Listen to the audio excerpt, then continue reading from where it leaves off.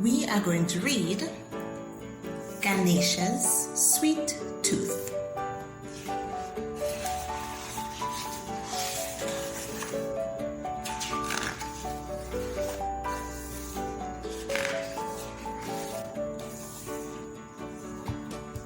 Ganesha is a Hindu god. He's very important and powerful, and a tad chubby.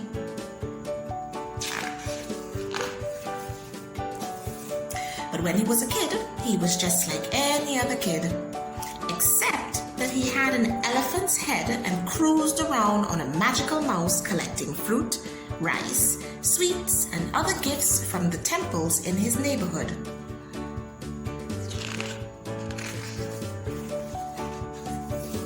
Ganesha loved to eat sweets and candy, especially the traditional Indian dessert laddu. His best friend, Mr. Mouse, could eat only one at a time, which was okay by Ganesha.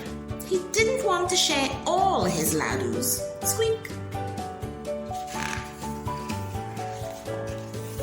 One day, while Ganesha and Mr. Mouse were out looking for sweets, he discovered a new kind of laddu, a super jumbo jawbreaker laddu. Ganesha snatched up the shiny treat and was about to eat it right there on the spot. "Wait!" squeaked Mr. Mouse. "Don't eat it! It's a jawbreaker! It'll break your tusk!"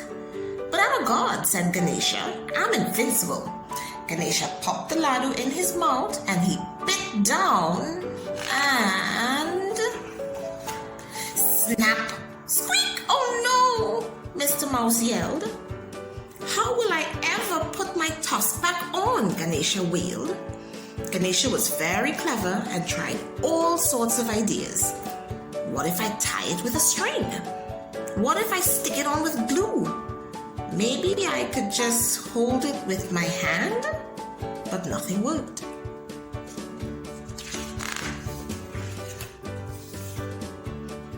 "I look lopsided," he said.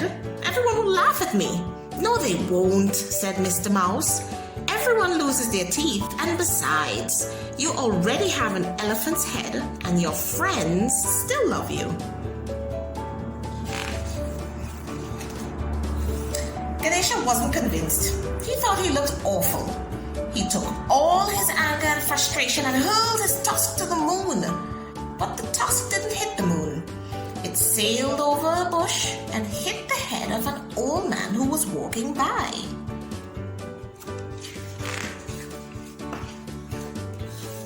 "Is this your tusk?" the old man asked.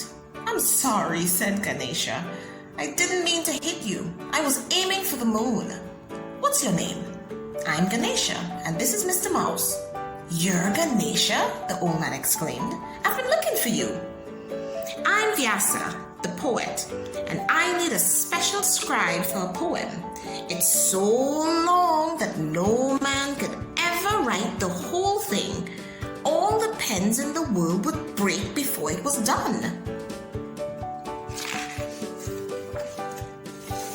"But I'm not a man," said Ganesha, "and I love stories, but I don't have anything to write with."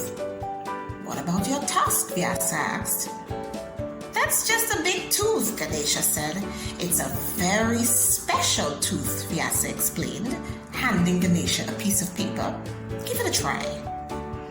Ganesha took the paper and pressed down with the tip of his tusk. It made a mark. Ganesha was so excited he drew a flower and a tree and a picture of Mr. Mouse along with a few of his other favorite things. "I love my tusk," said Ganesha. "I'd be happy to help you. What is the story about?" "The beginning of things," said Vyasa. "It's rather hard to sum up. It's called the Mahabharata."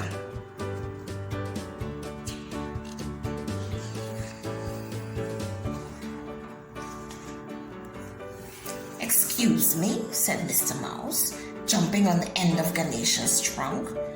"I don't mean to interrupt, but what exactly are the terms and conditions of this agreement? It is a very long poem after all. Can you tell the whole story in one go, Vyasa? No stopping?" as long as Ganesha understands the meaning of everything I say. Can I eat sweets while I write? Asked Ganesha. As long as you don't stop writing, said Vyasa. Ganesha and Mr. Mouse agreed. Let's begin. As Vyasa spoke, Ganesha put his tusk to the paper and began writing. Soon he forgot all about the super jumbo jawbreaker Ladu and how funny he looked. He even forgot about the sweets he wanted to eat. Long ago, Vyasa said, there lived a very brave king of Hastinapur. One day, when he was out hunting, he happened upon a beautiful woman sitting on the banks of the Ganga River.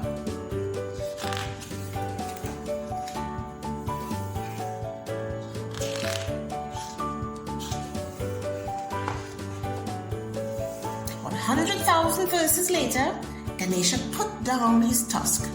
The Mahabharata, the great epic of Hindu literature, was complete.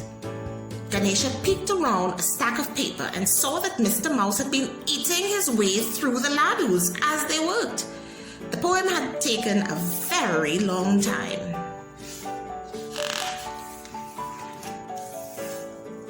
But Ganesha was happy to see there was still a few left for him and his friends. The end.